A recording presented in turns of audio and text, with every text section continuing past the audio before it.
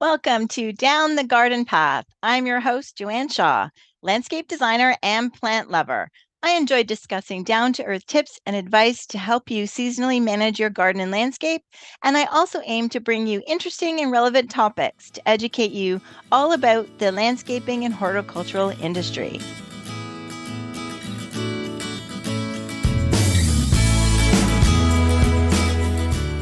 Welcome to Down the Garden Path, everyone, and thank you for listening. I'm very excited to speak to a past guest and a very popular author, all about fruit trees. So Susan Poizner is joining me again today. Susan is an award-winning author, journalist, urban orchardist, and fruit tree care educator based in Toronto, Canada. She trains arborists, master gardeners, and community and home orchardists. That's such a title, isn't it, Susan?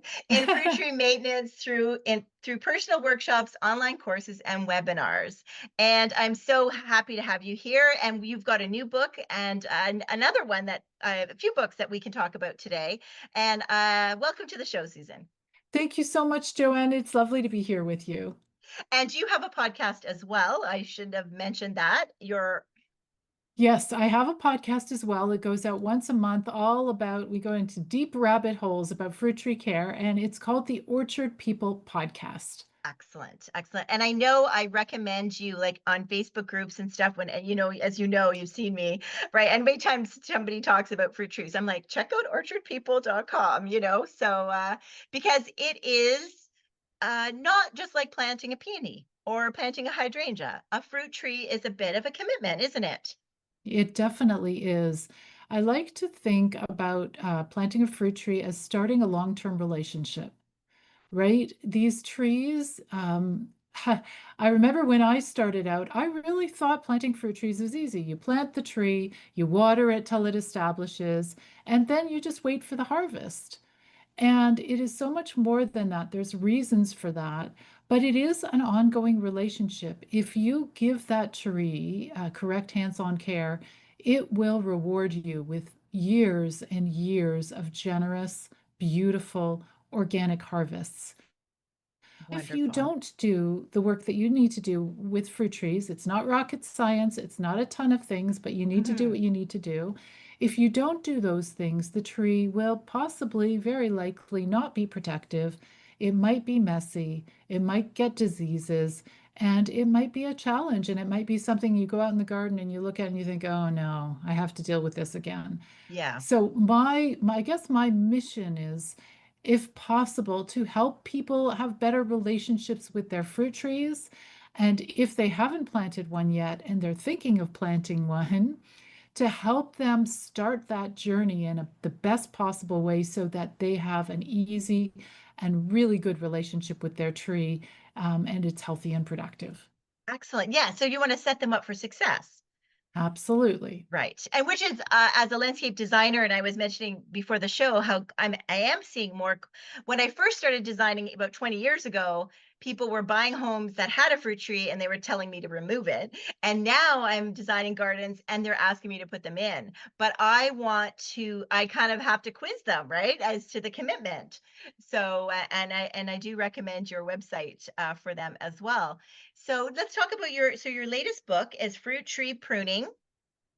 Yes, fruit tree pruning, the science and art of cultivating healthy fruit trees. Excellent. And healthy is the key thing, right? Yes, exactly, because it's very easy to cultivate an unhealthy fruit tree. That Yeah, anybody can do, yeah, right? exactly. We can just plant it and leave it, right? And yeah, Yeah. that is good.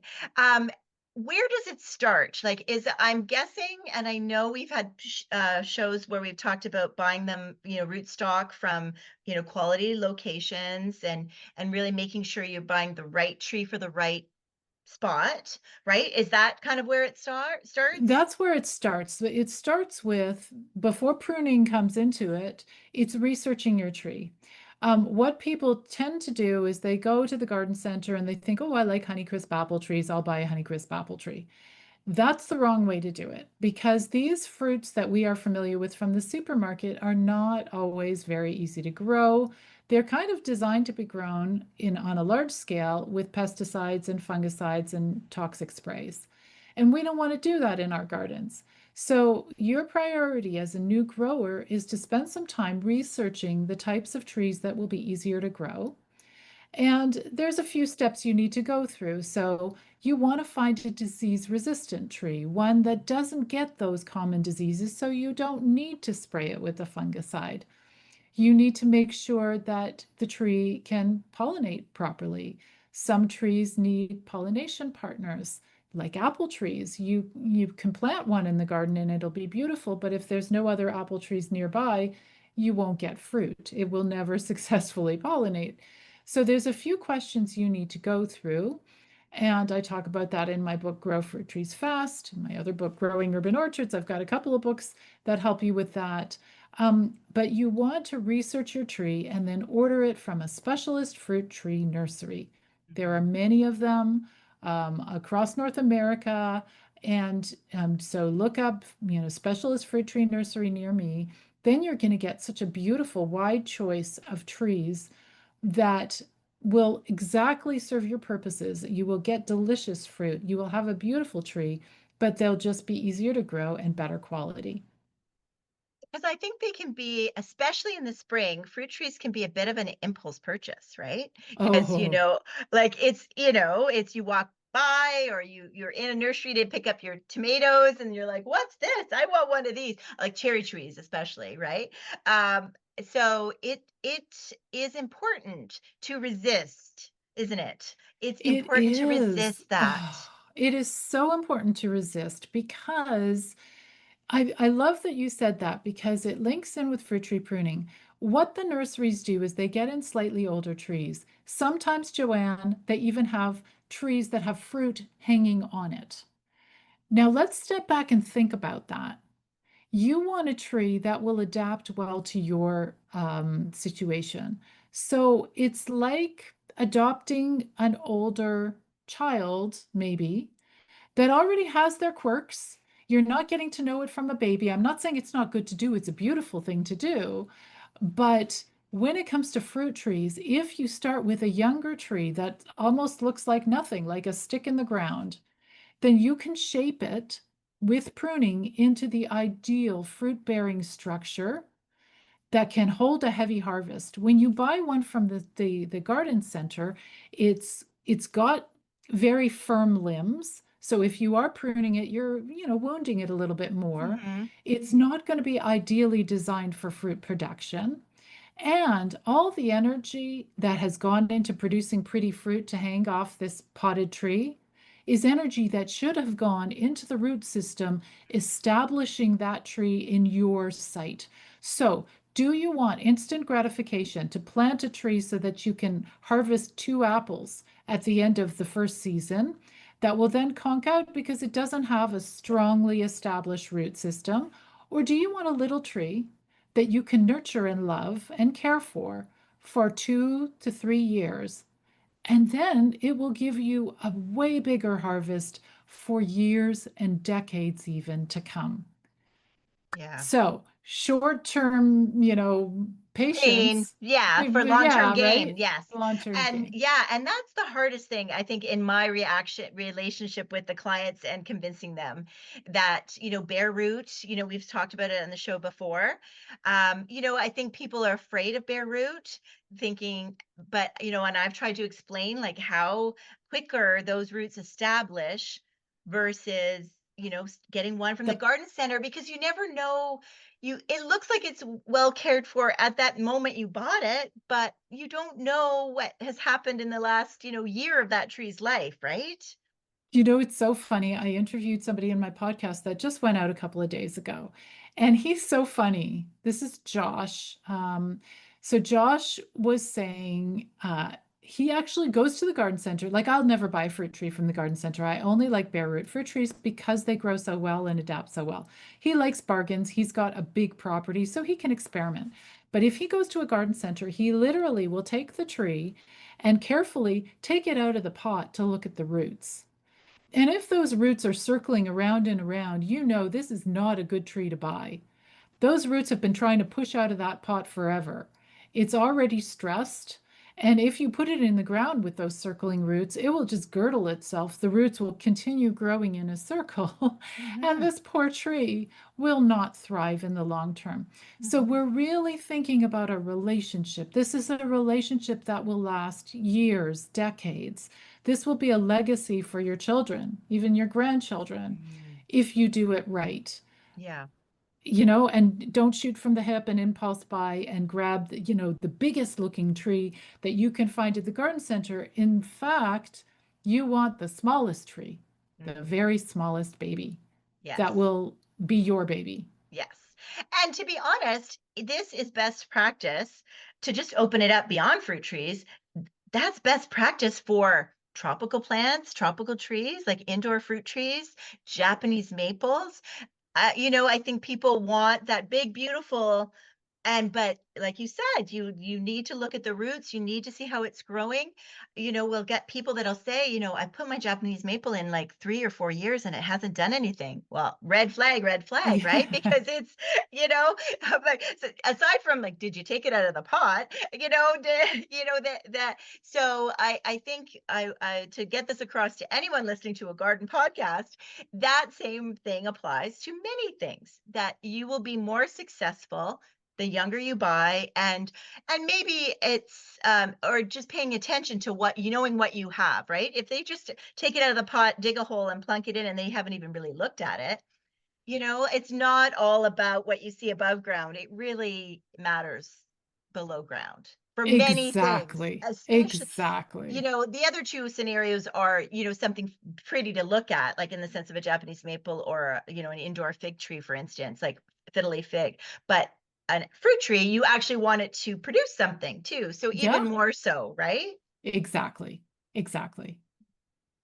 Yeah. So once you've gotten now the nurseries, the bare root nurseries, the specialized nurseries, they will only ship in the spring, right? Like, could we order or You can order either you order as soon as you know what you want, because okay, sometimes you have to wait up to 6 months to get certain types of trees, because first of all, they only ship them out twice a year, either in the early spring or in the late fall, okay, always when the tree is dormant, no leaves, no flowers, no fruit. It is absolutely dormant, because that's the only way you can have a tree with its roots exposed. I mean, it's wrapped up in mulch and moist mulch, yes, but so there's twice a year they ship them out. But for instance, if you want to do your research now, or even you could order in October to get it the following spring. It's just there are certain cultivars that are popular, that are easy to grow, delicious varieties, and there's limited numbers of them. So, it's good to think in advance and plan in advance what you want to do. okay. Is it important to choose a nursery? Like, we're in Ontario, right? We're in the GTA. Is it important to choose a nursery that is locally, or is it okay if we're choosing a nursery that may be in British Columbia? Yeah, really good question. The truth is that you can, if you're looking for something special, like a particular apple tree, in our local nurseries, we've got some great ones in Ontario, Silver Creek Nursery, Whiffle Tree Nursery. We've got loads of great nurseries, Hardy Fruit Tree Nursery in Quebec. So you can order from further afield, if you are looking for something specific. Saying that, if I was to order a tree from Victoria in British Columbia, their climate is different than ours. They may carry different trees that I can't grow. If you know how to research the correct tree, you can get your tree from anywhere. You'll just check that it's the right plant hardiness zone and the right cultivar. You'll have done your research and you know what to do. Okay. Now, okay, that's very helpful. Locating it, and this is something that may help me do better designs too, is can you put one anywhere in a yard, or are there some things?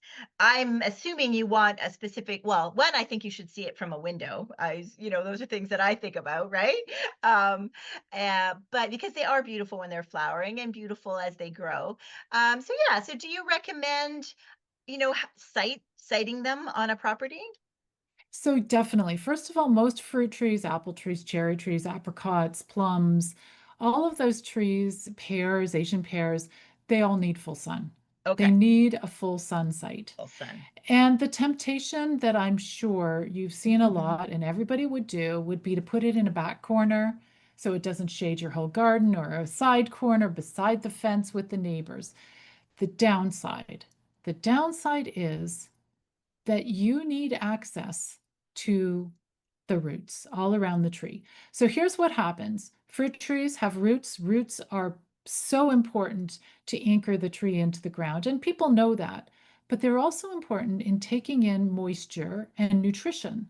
So if you put your fruit tree right up against a fence, then you can water the roots on your side of the tree, and you can mulch the roots on your side of it. You can feed those roots, you can nourish those roots and irrigate, but you can't necessarily take care of the roots on the other side. Mhm. And if they wither away, then your tree will suffer. You know, it is a being. It's like, only feeding your child on Mondays and Tuesdays, Yeah. right? Like you wouldn't do that. Yes. So that's another thing to consider, that that tree needs space. And I talk about in my online courses, you want to leave room for the roots to grow. You don't want to be planting hostas under them, right? Those Mm. you don't want to be planting strawberries under them. People Okay. talk about food forests and layering and all that wonderful stuff of permaculture. And I love so many of the concepts, but there are places where people fumble. And it's you have a young tree and you say, hey, I'm going to plant some strawberries and this and shrubs around it that actually compete with your young tree Mm. for water and nutrients. And young fruit trees do not compete well. Plus, let's say it's even an older tree and you think, hey, I'm going to plant strawberries. It's an older tree, the roots are established. I'm going to plant strawberries all around the root system because, the tree's okay now. Even if the tree doesn't mind competing with the strawberries for water and nutrients, it means that you need to step all over those strawberries in order to harvest your tree, use organic or holistic sprays, and prune your tree. So basically, you're trampling all over everything. Yeah. So my rule of thumb is know how big the tree is going to be when it's mature, how wide the canopy is going to be. And if you want to put a shrub beside it, definitely do so. But make sure it's outside the edge of the canopy when that tree is going to be mature. Just know Okay. how big it'll get. Okay. Yeah, because I can see that as they mature, often people will say, well, the grass isn't growing underneath the tree, so I might as well put plants, right? And I'm like, yeah, it's a make work project now, like. But then you start to think differently. And part of the make work of a fruit tree is you need to nourish it every year.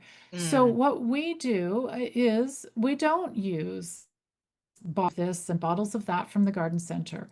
Those fertilizers are designed with certain NPK values, nitrogen, phosphorus, mhm. potassium, um, and they are theoretically what fruit trees need, except for whoever designed those products does not know what nutrients we have in our soil.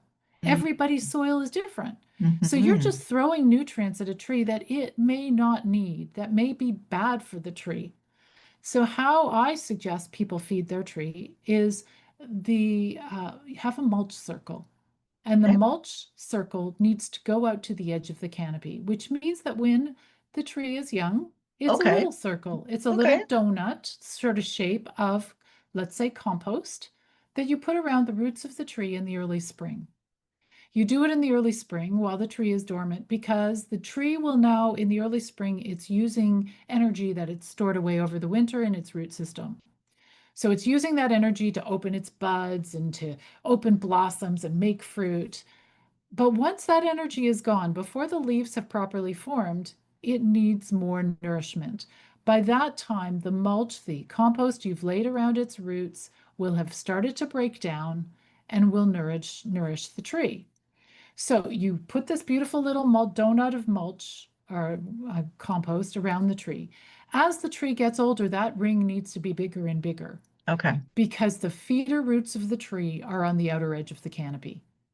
So when you are picturing the design for this garden, leave space for the tree. If it's a dwarf tree, The canopy won't be huge. Hmm. A dwarf tree can maybe be 10 feet tall, so maybe the canopy is going to be in total 10 feet from side to side. But if it's a semi-dwarf tree that's going to be 18 feet tall, this is the rootstock we're talking about. Trees come in different sizes depending on the Hmm. rootstocks chosen. Then you're going to need a bigger mulch circle. So keep that in mind and make that part of the design every year when we mulch our trees in the Ben Nobleman Park Community Orchard. It's a beautiful, it's not a huge park, but it's, a big enough space, but the trees look great. They Oh, look so wonderful. happy. Oh, They are good. surrounded with a gorgeous circle of mulch. They are so happy. Something you can try, which I haven't tried yet, is once the tree is pretty much full size, and with pruning, once you've decided what size you want your tree, you can keep it that size to an extent, to an extent. Okay.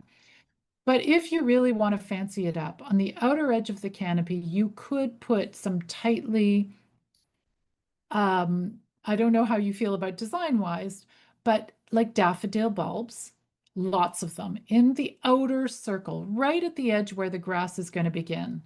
Okay. There is a permaculture concept suggesting that it will prevent the grass from growing into your circle.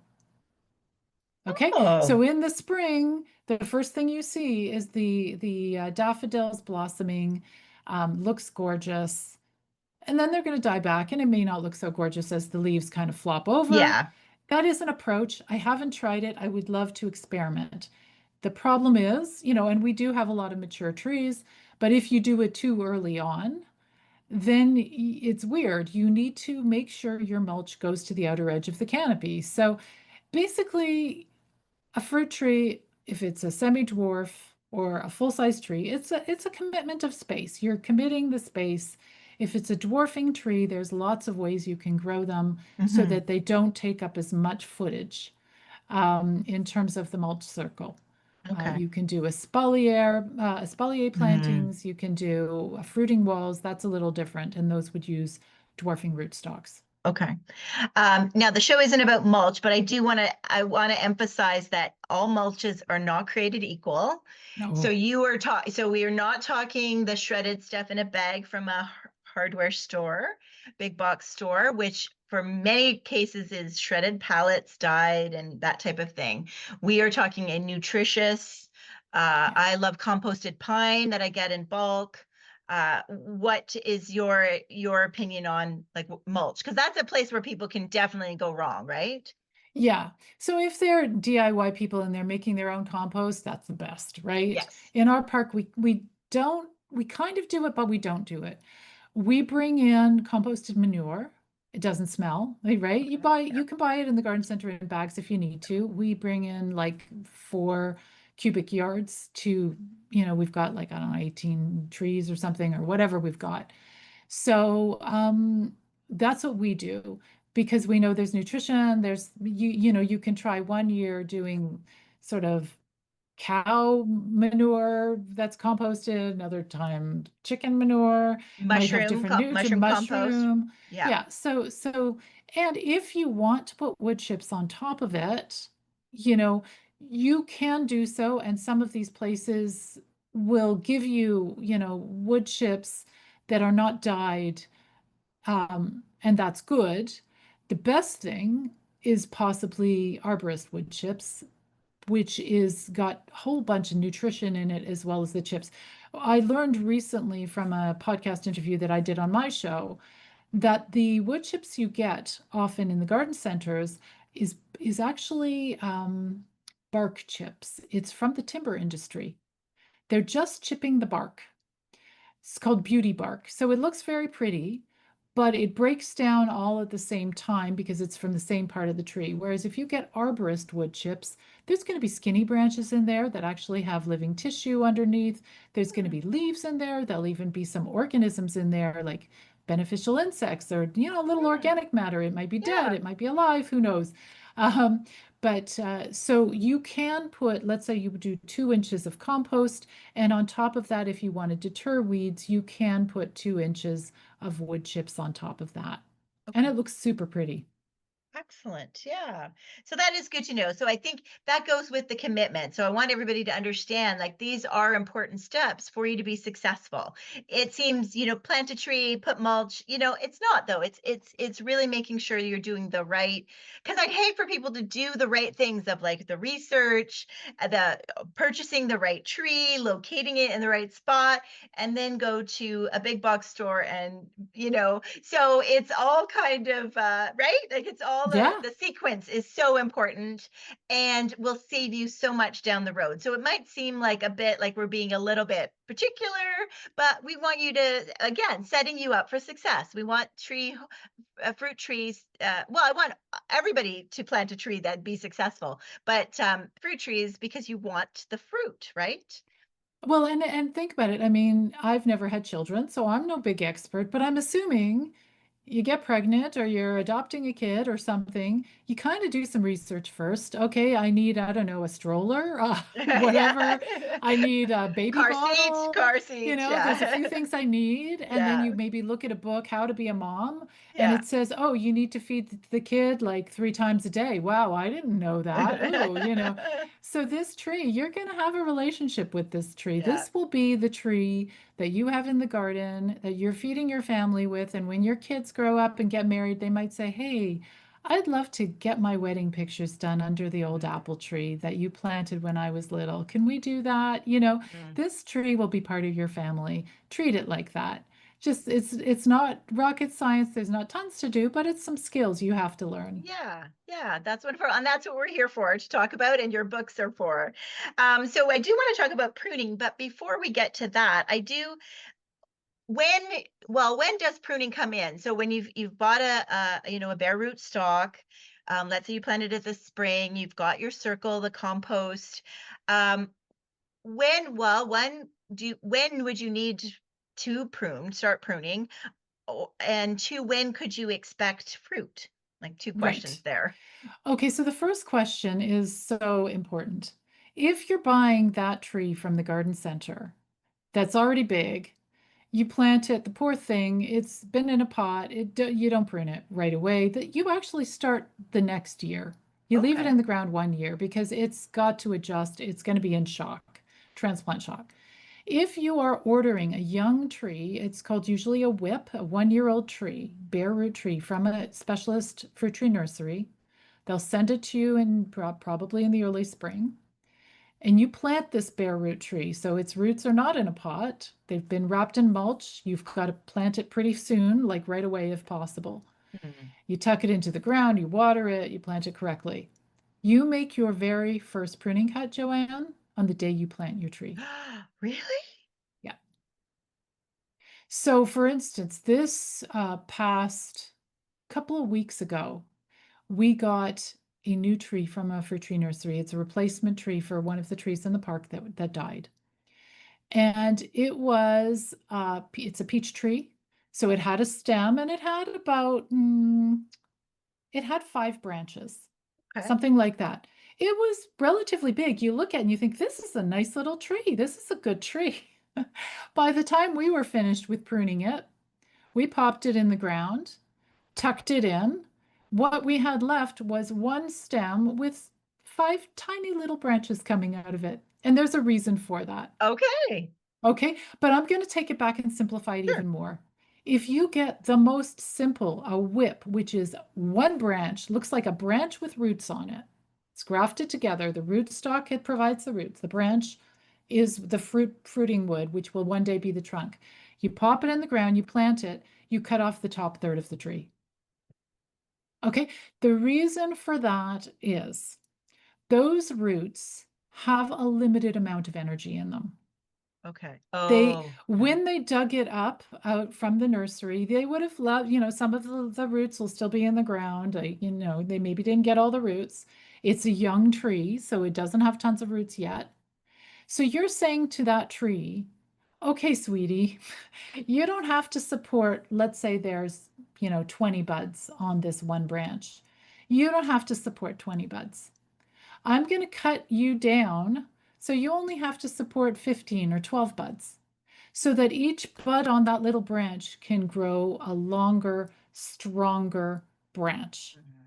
right? Okay. You're not making it push out everything. And you usually make that cut about 36 inches off the ground, which is where 32 to 36 inches off the ground, quite short, because that's where you want the first branches to form. Oh, Okay. okay. There's in my book, Fruit Tree Pruning, The Science and Art of Cultivating Healthy Fruit Trees, I teach you the science, but I also teach you two different ways to structure a tree, especially when you're planting a young tree like that. If you're doing a central leader tree, it's going to be like a Christmas tree shape. One central stem, the lower branches are wider, and the upper branches are more narrow, so that the sun reaches every single branch on the tree, the fruit can ripen properly. There's so many different benefits of that structure. Okay. The other structure is a vase-shaped tree that looks like a goblet or a cup. No central stem, but a nice open cup. Like multi-stem. Yeah. So let's say 5 main branches. Each Okay. branch will subdivide, but it's a cup shape. Looks like a goblet. The goblet part is the trunk, and then boom, you got 5 branches. Either way, you have your lowest branches at, let's say, knee height, right? You don't want branches lower than knee height because the once they've got fruit on them, they'll sag to the ground. It's not going to have good air circulation and stuff like that. So that was the complicated answer to your simple question, which is when do Do you you first first plant prune? Mhm. when do you Yeah. first prune your fruit tree? And if it's a bare root tree, you will first prune your fruit tree on the very day you plant that bare root tree. And I'll also say to you, the first 3 years that tree is in the ground is the most important years. It's called formative pruning and the most fun years for pruning because Okay. that's when you are sculpting your tree. You are creating the shape that will last a lifetime. Wow. Okay. Yeah. So you do need to pay attention. It's not plant and forget it, Yeah. right? And And wait that's 5 what years. happens Yeah. when I teach in person. I say, okay, guys, as I'm teaching a room full of people, and I say, when do you think is the first time you plant your tree? You prune your tree. Would you say it's after 2 years in the ground, after 5 years in the ground, when it needs it? A lot of people say, oh, I'd wait till it when it needs it because I don't want to damage the tree. And then I tell them, well, actually, it's the first year, the very year you plant your tree. And then when I tell them, guys, when you prune your tree, you're actually going to be removing perfectly healthy branches. Then they're like, why would I do that? Hmm. And it's because on their own, a fruit tree will give you a big tangle of branches in random areas. So you get this tangle of branches, and pathogens love dark, damp canopies. Ah. So fungal diseases love it. They love dark, damp canopies that never dry out. So you'll get fungal diseases. Fruit needs sunshine to ripen. Sun ripened fruit. Everybody wants sun ripened fruit. If you've got this messy canopy with a million branches and the fruit is in there somewhere, but the sun can't get to it, you're not going to have tasty fruit. And I'll just throw in another reason as well. If the tree is supporting with its limited amount of energy a million branches, or lots of branches, lots of leaves, lots of shoots, lots of fruit, each part of that equation will only get a small bit of the. So the fruit itself may be small, may be hard. By thinning out the branches, removing some, leaving others, using these strategies, the fruit will get a larger share of that sweet, delicious energy that the tree is Okay. nourishing itself with. And you Excellent. get sweet, delicious fruit as a result. And I could see where people would think the more branches, the more fruit, but that's not the Yeah. case. No, the more branches, the more fruit, the more crappy fruit, Yeah. right? If you want lots of crappy fruit, totally don't prune your tree. You'll get less fruit by pruning your tree, but better quality. And actually, you're saving yourself some time because with a fruit tree, you need to thin the fruit anyways. Fruit trees put out a lot more fruit than they can support for a quality harvest. So often we go out there when the fruit has started to form, and let's say you've got an apricot tree and it is loaded with young little apricots along the branch. And I remember looking at that and thinking, if all those apricots grow to full size, what's going to happen? Because they're already packed on the branch. That explains why we thin. We look at the branch, we say, how big is the apricot going to be when it's full size? And we strategically remove baby fruits so that the remaining ones can grow to full size. Wow, that makes sense. I never thought of that, but it definitely makes sense. And I think of driving in the country and seeing like a young orchard, and that is very much the case, right? They're loaded like, yeah, they're not a big trees. No, Oh, goodness gracious. So yeah, this is great information. And I actually have a like a case study we can just chat about quickly. I was visiting a client this morning before we got on the call, and they have a mature pear tree. So I calculate it's 32 years old. The pear tree was in this yard before they bought the house in 1993. The husband has pruned it very hard, every year, the wife had said. And uh, and she said it does produce fruit, but very hard. They've never really been able, like in all the 32 years they've lived there. And I was shocked. So you could tell he's pruned it because it is the branches are not 3 feet off the ground though. It's high. It starts high.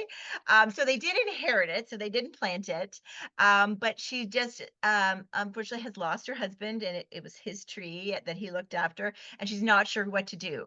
And so yeah, so you must see that. You get I know you do a lot with initial plantings, but you also help people with the mature, right? absolutely. Even in my book, Fruit Tree Pruning. So it starts off with the science, how pruning works, what the science is, because once you intuitively understand it, you can look at any tree and you can figure out what you need to do. But what I like to say to people who have older trees is air circulation is the most important. Remember, we were talking about we don't want Yeah. fungal diseases. We need an open canopy that sunlight can penetrate and dry the canopy and ripen the fruit, and a nice open tree where the wind can blow through, and so that any pathogens or fungal spores will just blow right away, right? So if you stand under your big pear tree and look up, which part of the canopy is most congested? Okay. Where are where's the tangle of branches? And you could spend hours, cutting this little branch out and that little branch out. Often, though, you look and you can see one, what we call a scaffold branch, and that's the branch, the main branches coming out of the trunk. It'll have a lot of sub branches attached to it. They're called lateral branches. You may find one or two scaffold branches that, if you correctly prune out safely, not leaving a stub, not cutting too close to the trunk. You're cutting right past the collar, which is this area in the tree that allows the tree to heal. Let's say you take out one of those large branches and somewhere in the middle of the tree, and all the lateral branches that are attached to it come out, and boom, you've opened up a whole bunch of light and air into the tree. The limitation is with an older tree, you can only remove 20 to 25% of the living canopy each Mm, year. yeah. So that means this year you cut and make one big cut like that, if that's the structure of the tree and if that's what you Mm, know, open up some air circulation. And maybe the following year, look at another part of the tree. Where is it congested? In 4 years, you will have revitalized this tree. You will see all of a sudden it's not producing hard, terrible quality fruit. It's actually producing nice fruit because it's got extra energy. Now, here's the other thing. When you are pruning an older tree like that, it is wise to do so after blossom time and okay. not in the winter. So now, Yeah, if it's right? Okay. not during blossom time. During blossom time, especially with apple and pear trees, there is a bacterial disease called fire blight that spreads. So to avoid that, wait till the blossoms, the petals have fallen. Maybe you see little fruitlets have formed. Now it's time to prune it. Here's why.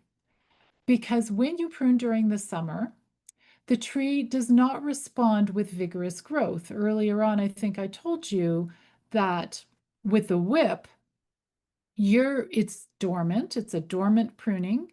So the tree is using the energy in its root system. And if it's got, let's say, 10 units of energy in the root system, 10 buds, each bud gets 1/10 of the energy. If it has fewer buds, each bud gets more energy. In the summer, all the energy in the roots is gone and it's producing energy in its leaves. Mm. And the hormones have changed as well. So its instinct after blossom time is not, oh, let's make even more branches. Its instinct is, oh, let's put some energy into my fruiting buds for next year. So the hormones have shifted. And no longer will pruning in the summer, the early summer, encourage lots of branching. Instead, it will encourage the tree to invest in the branches it has to create fruiting buds that are really great, that make lots of fruit. Okay. Um, And I think so when I say this was pruned, I mean there is a difference. There's trimming, and this goes with Yes, other trees and shrubs as well, that try to explain to clients. So there's trimming and there's pruning, and they just like mulch, they are not the same thing, right? And so when I look back at these pictures and I look at what of the, I almost want to put it up on the screen. I think he's been trimming it really hard, but I don't exactly. know that he's been pruning it.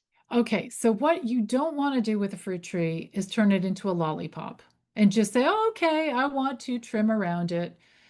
Here's the problem, and again, it depends on what time of year you do it. Every time you shorten a branch, you're encouraging the buds inside on that branch to produce more sprouts. There's science in it, and I write about my book.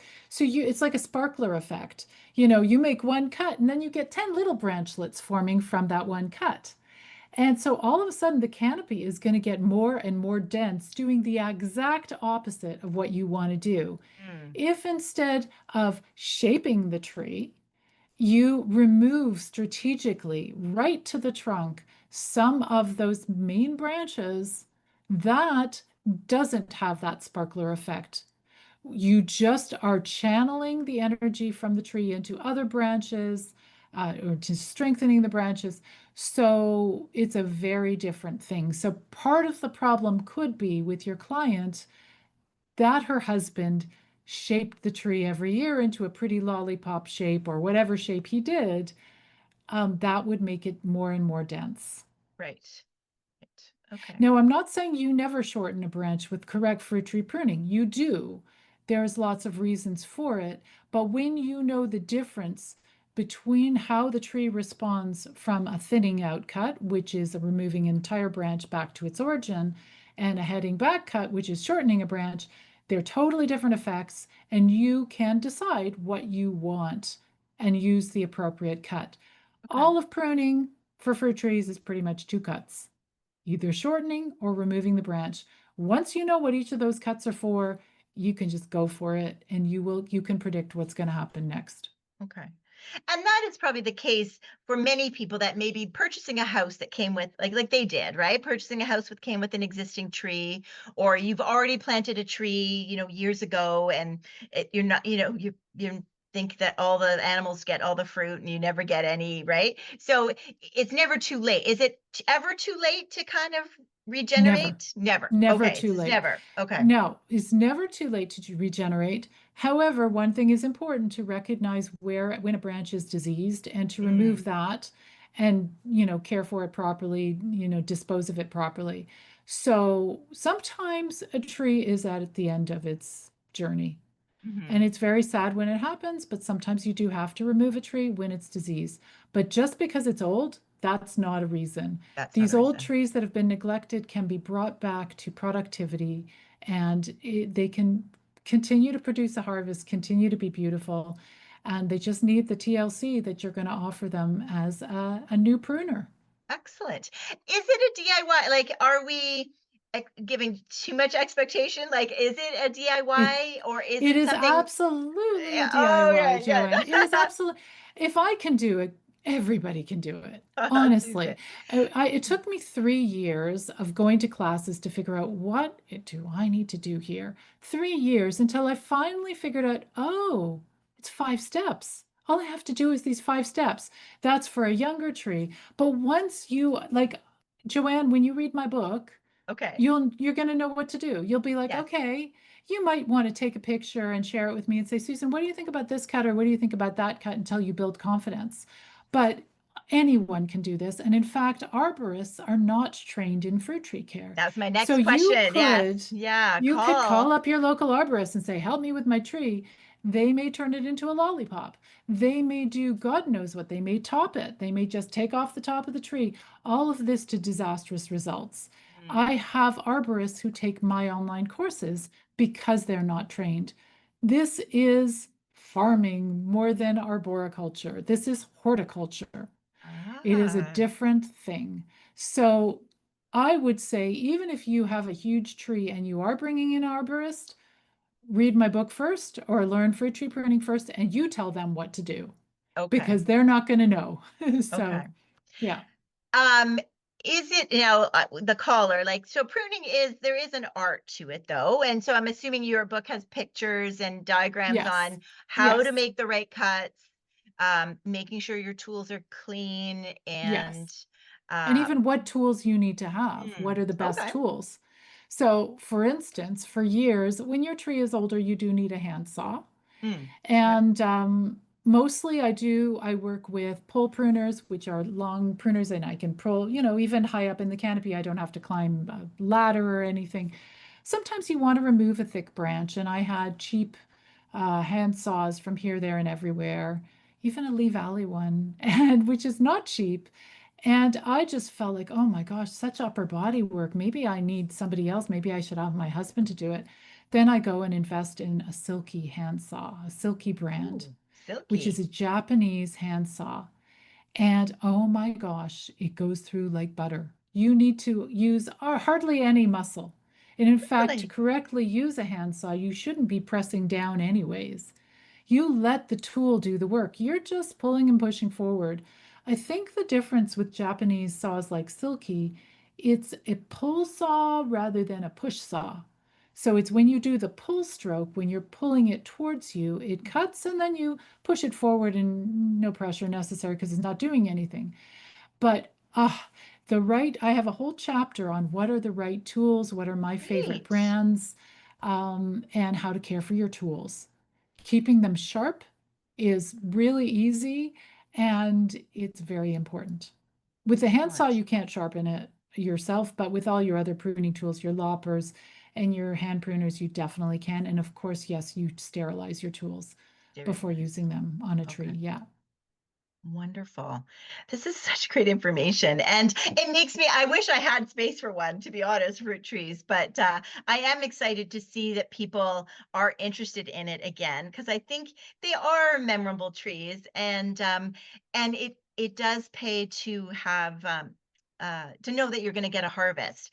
And pruning, like you talked about pruning and pruning the right way to avoid pathogens and things like that, and feeding the tree. So are we just feeding it, in the compost every year? Do we Yeah. need to put a liquid feed fertilizer down? Do we need to, okay, no foliar, Great like questions. Well, foliar it's a little sprays and nuanced. stuff? Yeah. Yeah, it's a little nuanced. If possible, anybody who has a fruit tree or is thinking of planting one, if possible, do a soil test with a lab. Take some soil samples, send them to a lab. One test is going to be enough, right? Okay. You just need to know that your soil is somewhat balanced, right? If you find out the pH of your soil is totally off and that fruit trees will not thrive in that pH, then you're not going to plant a fruit tree. So, if possible, before you plant or even after, send it to the lab and they tell you how to take the sample, and then ask for recommendations. If it's out of balance, say, I would like recommendations, Oh, please. And this is for a backyard garden, so do it per 100 square feet or something like that. If your garden uh, needs it, if you can amend at that time with any amendments that they suggest. After okay. that, you should be able to feed you mostly with the compost in the early spring. Saying that, with your kid, do you sometimes want to give them something special? Or, I'm thinking about like birthday cake, but it's actually not birthday cake because birthday cake maybe isn't so good for you. Maybe it's a beet smoothie or whatever, Yeah. but there are Vitamins. vitamins, right? Yeah. Yes, vitamins, better comparison. So there on my website, orchardpeople.com, I have an article, homemade fruit tree sprays. So you go to orchardpeople.com in the search box, put homemade or something like that. Okay. DIY homemade fruit tree sprays. What you can do if you love your tree is you can every 10 days or so have a sprayer, a pressure sprayer probably. I like backpack sprayers, even if you only have one or two trees, because once it's filled up with water, it's heavy. Yeah. But you put in rainwater if possible. If not, then you put in regular water and put in like a tablespoon of blackstrap molasses. And there's a few other things you can add as well. If every 10 days during the growing season, even if you do it just once, you spray your tree with the blackstrap molasses mixture, which is very diluted, you will see within hours, and for sure within 24 hours, you'll see that the leaves get greener. So it's Really? actually, yes, it's almost instant. It's actually encouraging. It gives the tree the sugars and the minerals and the nutrition it needs to increase photosynthesis. And when it photosynthesizes more, a whole bunch of good things happen. It has more energy for itself, but when a tree photosynthesizes, it also deposits a certain share of the energy into the soil.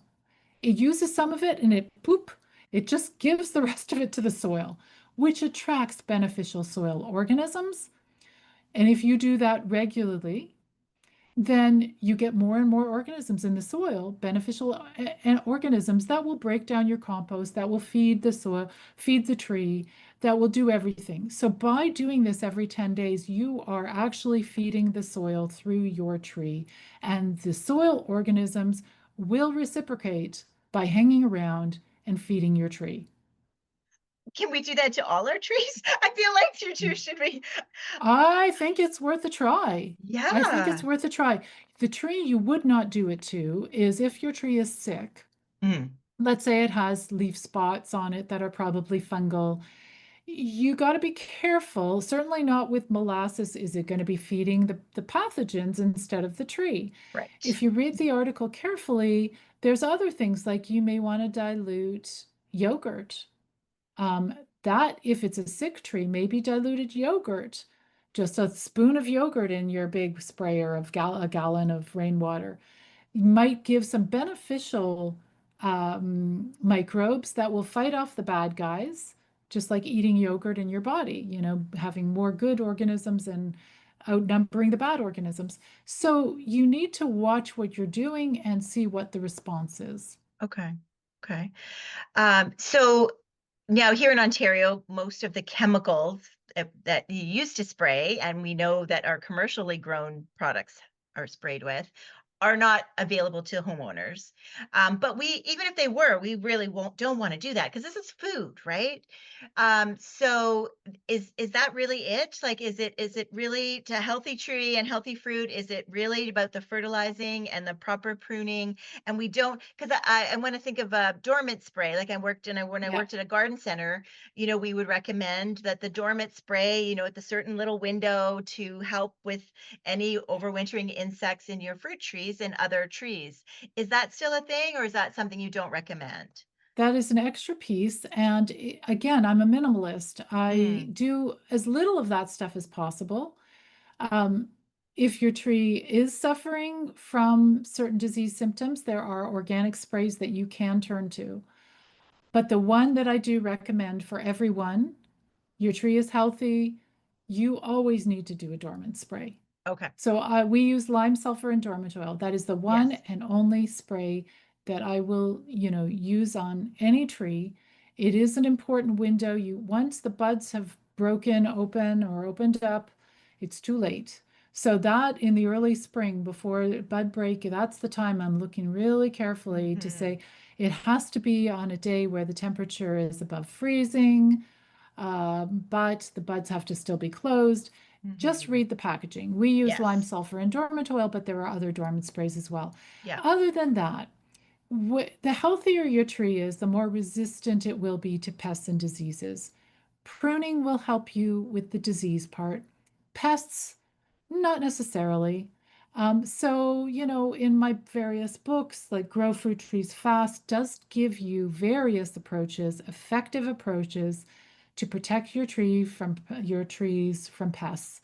And the approach can be as simple as in the fall, clean up around your fruit tree meticulously. Remove every single leaf, especially diseased leaves with spots on them, Okay. every piece of fallen fruit, especially since it may have pests in it. Clean it up. Do not put it in your compost Mm. where they will just overwinter. Put them in the Hmm. bag, put them in either a city leaf collection or in the municipal garbage, whatever. Get them off the site. Just by And also, sometimes you see little mummy fruit hanging in the tree, little fruitlets that never quite grew properly. Sometimes they're fuzzy. Pick them off the tree. Okay. They may be a reason they didn't grow to full size, right? Just little sickly fruits, pick them off, get them off the site. So, that is one of the many tips of easy things you can do so that you don't have to use those toxic sprays that not only make the fruit, you're covering the fruit with stuff that you don't want, but you're breathing in stuff you don't want to breathe in, and you're putting chemicals in the environment you don't want Hmm. to. I believe we can grow fruit trees naturally.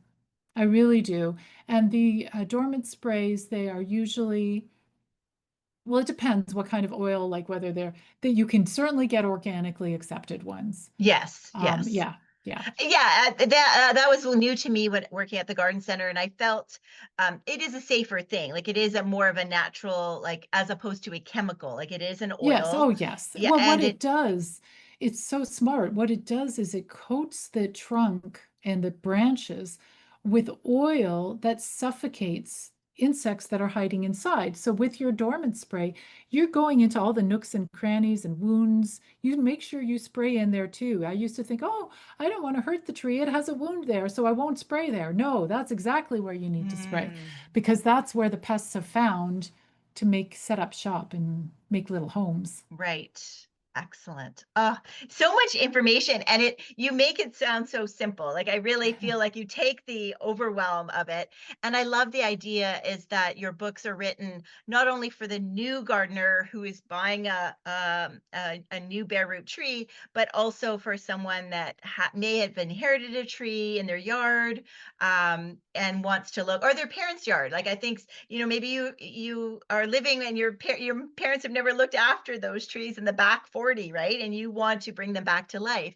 To know that you can do that, I think is really great, isn't it, Susan? It is. I think Mhm. so. It's taken me a long time to learn the stuff that I learned, but it's like everything. I learn it. It's such a struggle. And it's like, I don't understand this. And then I have to understand the science because I don't understand it. Once I understand it, it's like, oh, light bulb happens. And it's like, boom. Yes.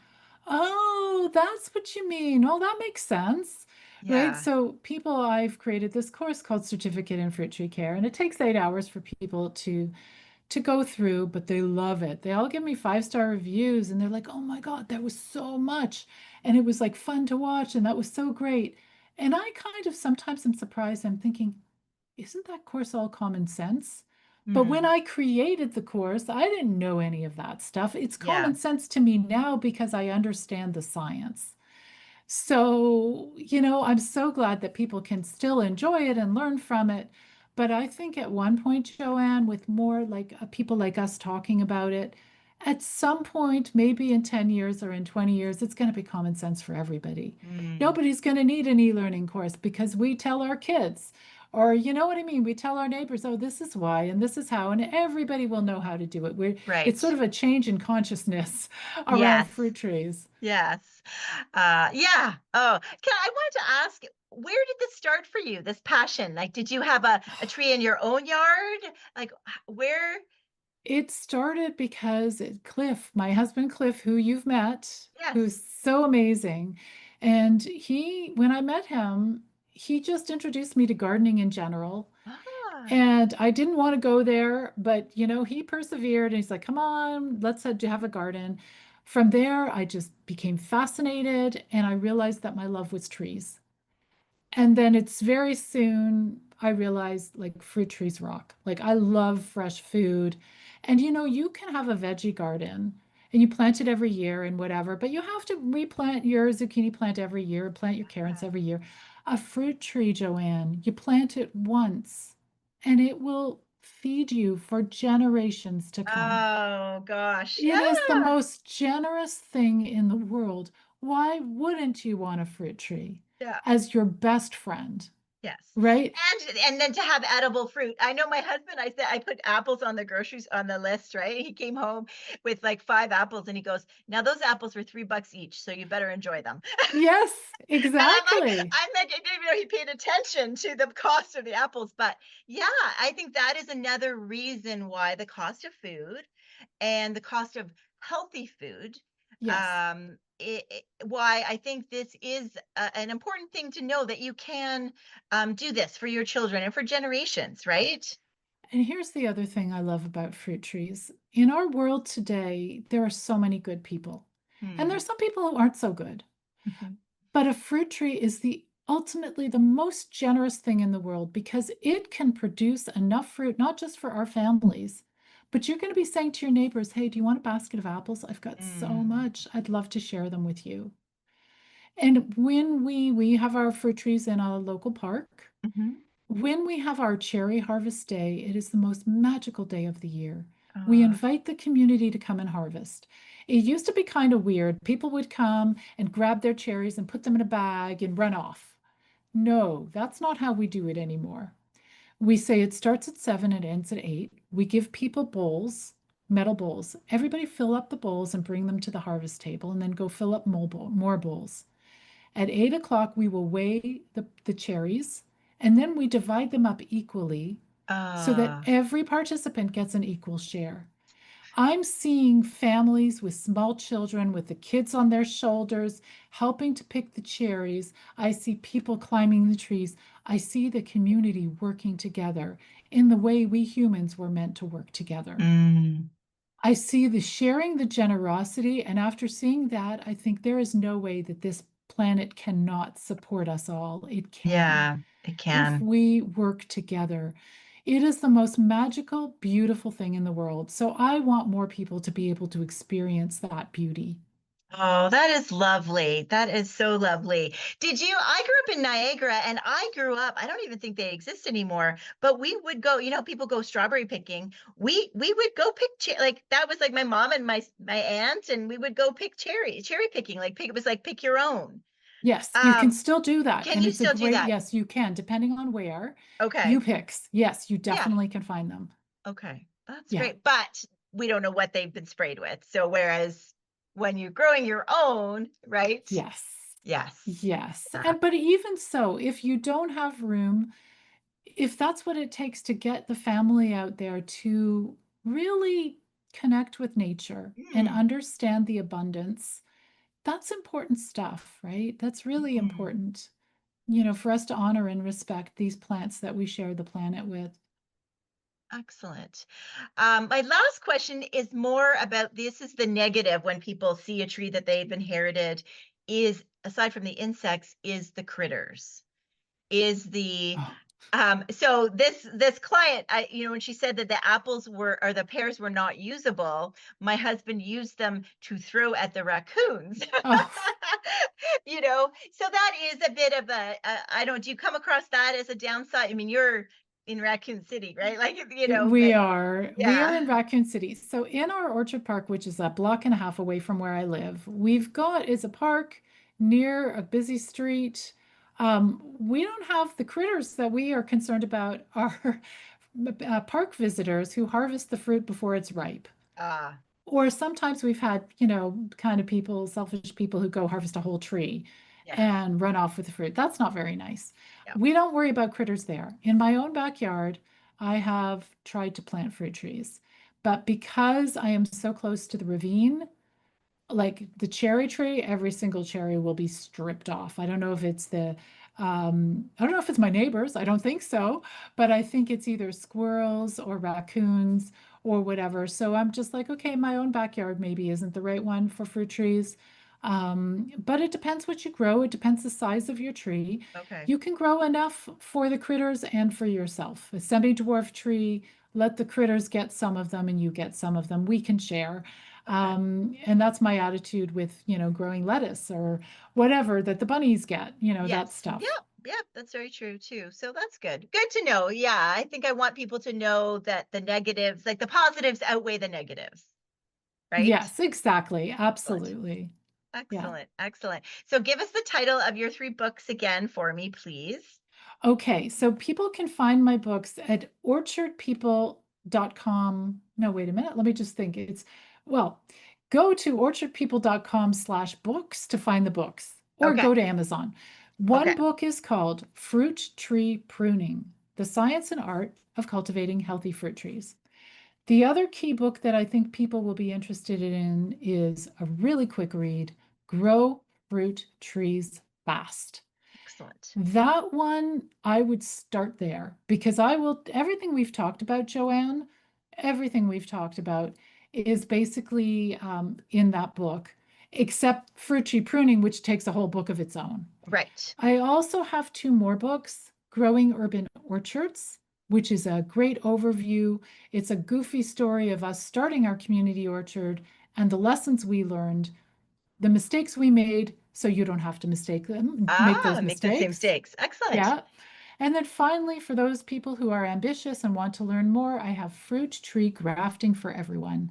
So if you Ah, already have a backyard tree and you have, let's say, an apple tree with one type of apple growing on it, and you think, I can add four more types of apple on the same tree so that my tree produces some apples that ripen in August and some in September and some in October, all on one tree. So I teach you how to graft in that book. Lots of books. wow. That's a whole Yeah. other show, Susan. That's a whole other show. We need That's a a whole grafting. other show. So Yeah, we need a. actually, the best website to go to is go to orchardpeople.com and then click on books. That's the best way to go because otherwise you might Excellent. get lost. Excellent. Well, thank you so much. It was great to learn, and I'm excited to share some of this with the client and with future clients as well, that I have been talking to. And I love putting the trees, fruit trees, in designs for clients, especially when well, whether they have space or not. Like situating it. And I am good, and I don't like to put trees next to the fence. So I'm glad that I'm doing that thing right. So yeah, so thank you very much for joining me once again down the garden path. And thank you everyone for listening. You can check out our show on anywhere you listen to podcasts, as well as my YouTube channel, and possibly even Susan's YouTube channel. So yeah, so thank you everybody for listening, and we love the feedback. So if you have questions that I'll have all of Susan's contact information in our show notes. You can reach out or comment on the podcast, and we would love to help you. Right? Thank you so much, Joanne. It's been totally fun. Yeah. So thank you, everyone. Bye for now.